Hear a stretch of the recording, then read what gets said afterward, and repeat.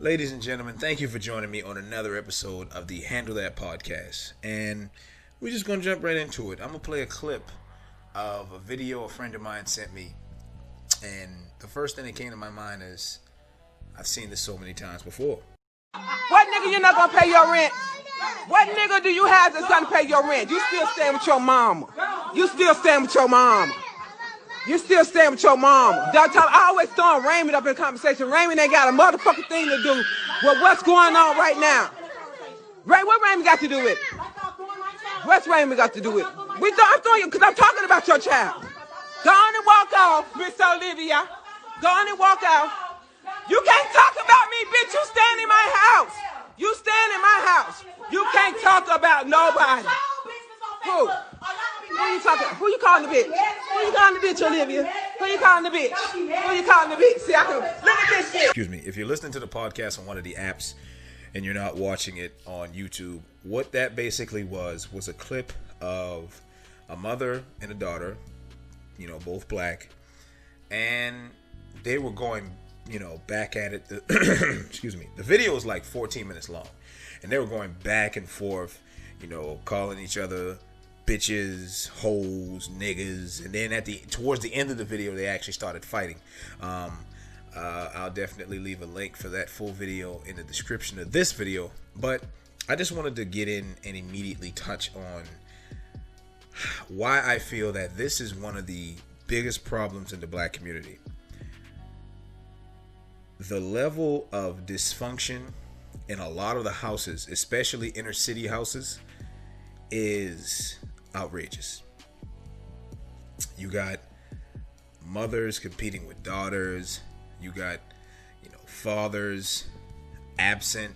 You got sons not wanting to be like their fathers because they may have never met them. It's just so much dysfunction, but we're going to talk about this one incident right here. When I say I've seen this thousands of times before, I mean it. I have seen this in, my own family. I have seen this in friends of mine's family. I've seen it out in public. I've seen it so many times, almost to the point to where I'm numb to it. I don't expect it, but I'm numb to it. And it's not, I haven't really seen it as an adult, but definitely as a kid. You grow up in the hood, you grow up in the inner city, and you see this level of dysfunction, and what that does is it trains you to think that this is okay, right? It trains you to think that, oh, it's okay for me to yell at my mom, it's okay for me to fight my mom, it's okay for me to call my mom a bitch, a hoe, a motherfucker. You think this is cool, right? Obviously, I'm here to tell you that no, it's not cool. But let's talk about why that happens. This happens for a few reasons. But one of the main reasons this, competition between mothers and daughters happen is because of jealousy. It's because of resentment. It's because of you may be brought up in a system. You may have been brought up in an environment to where you don't know your father. You've never had a positive male role model in your life. Up until that point, you may find positive male reinforcements as you get older, but between the ages of 0 and your teen years, that is when you are at your most, you are at the highest level of absorbing all the things around you. When you absorb these things around you, you start to implement them into your everyday life. Now, to go back a little bit, why, you may be asking yourself, well, why is it jealousy? Why is jealousy one of the things? Let me sit up right quick. Move this microphone back a little bit. Oh, damn, punch the microphone. So you may be asking yourself, why jealousy? Like, that doesn't, moms and daughters shouldn't be jealous of each other. The craziest thing happened And I chalk this up to the universe sending me signs. Now, I'm a very, I'm not overly spiritual, but I do believe in the power that is in spirituality. Because when I was thinking about making this video, I scrolled on Facebook and I saw a post. And the post said, a lot of the times you are, I won't get it right word for word, but it said something along the lines of, a lot of the times you find yourself combating with your mother because she wants you to struggle because she struggled. Talking about the young ladies in the family. She wants you to struggle because she struggled. She may not see it as being fair, as she had to go through all this bullshit, and now it's easier for you to maneuver, to make better decisions. You have a higher advantage point, or you have a better advantage in life, something that she may not have been given, right? The problem with that is, that's how it's supposed to be. I don't have kids, but I know that when I do finally decide to have kids or a child, I want them to be in the best position to win. I want them to be in the best financial situation I can put them in, the best emotional situation, the best, physical situation, safe environments, no harm. Of course, you're going to grow up and do, go through your own bumps and bruises, but that's life. I can't stop that. But what I can do is everything in my power to assure that my children succeed. That is the natural way of life.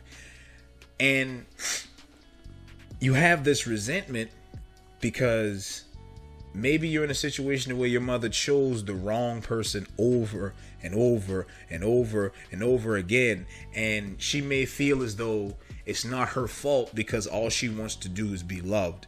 She may feel as though it's not her fault because she may not see herself as being a bad person. None of that matters. Now, when you look at the video in detail, you notice a lot of things wrong. Obviously, mothers and daughters shouldn't be fighting, shouldn't be fussing. You're going to bump heads. When you grow up in somebody's household, when you get to a certain age, you're going to bump heads. I did it with my father. Excuse me. He did it with his father. And eventually when I have kids, I'm pretty sure it's going to happen to me. You're going to bump heads because that you're starting to get into the age to where you have to go out into life and do your own thing. But there are rules and regulations that you still have to abide by when you live with somebody else, especially if it's your parent or parents, right? The butting head comes from when you feel confined, but you want to be free. It's natural, right? But when you look at the video in detail, you notice the house is messy. You notice, they're being loud. And like I said earlier, towards the end of the video, they start fighting. Well, one of the key things that I noticed about the video is there were children involved. And the children belong to the daughter in the situation. And they're like, oh no, mama, no, granny, stop, da da da da. Because kids sense that negative energy, and it makes them scared. It makes them cry because they don't want to see harm come to those that they care about. That's why, you play games with kids, and you pretend that you're beating up somebody that they really love, and they just, they either attack you or they get really emotional and they start crying. Kids can sense that shit, man. And you hear these kids, it's either one kid or a few, and you hear them screaming like, stop doing this, and they don't care. The two adults in the situation don't give a shit.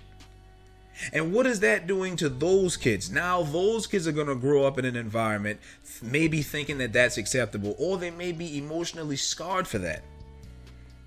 A lot of people don't take into consideration words can emotionally scar somebody. Name calling, loud delivery, those things can emotionally scar people, especially children, right? So you see this and it's troubling. It sucks. You wish it wasn't that way, but it happens. this is one of the problems in the community. Now, obviously, it's not every situation, but this is one of the problems that needs to be, addressed and corrected. A lot of it stems from situations. A lot of it stems from, just bad parenting, man. Some people, and I know people just are not going to like what I'm saying or what I'm about to say, but some people either shouldn't have kids or they shouldn't have had kids at that time. If you cannot financially support one child, if you cannot financially support yourself, how can you support a child and yourself? I know people, you're supposed to sacrifice things in order to ensure that your kid succeeds in life. To a certain extent, you're supposed to sacrifice. But if you can't provide for yourself, why are you having one?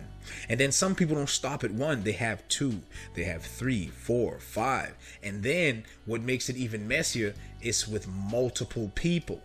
So now there's no consistency in your household. You're bringing up, pure souls, children. You're bringing up pure souls in a dysfunctional environment.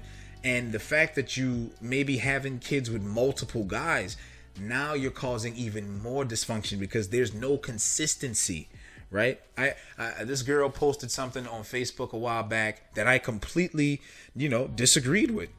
It was, she had, it was a post by a young lady who had, multiple kids by multiple men.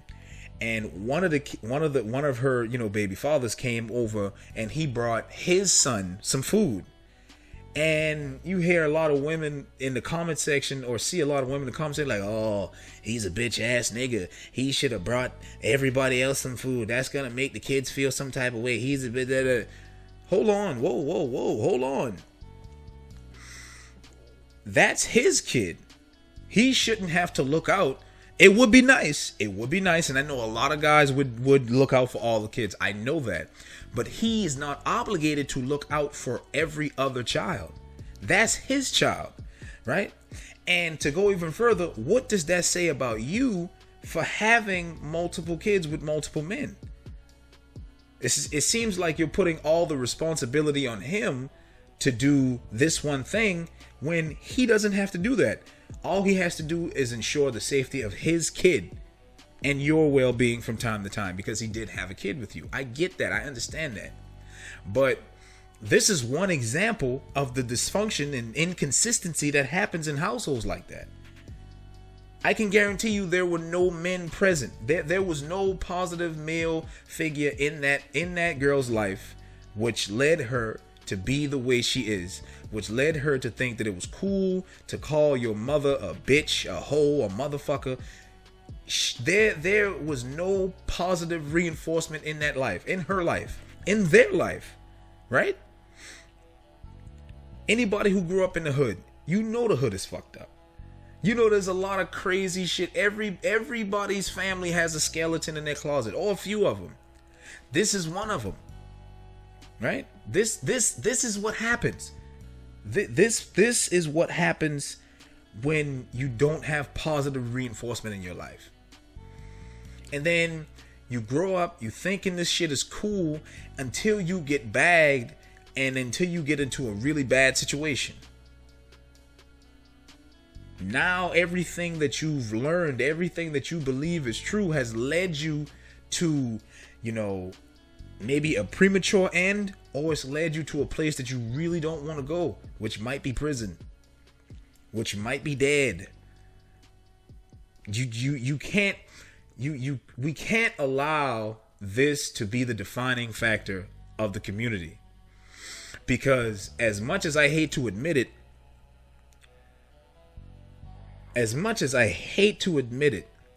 in this society,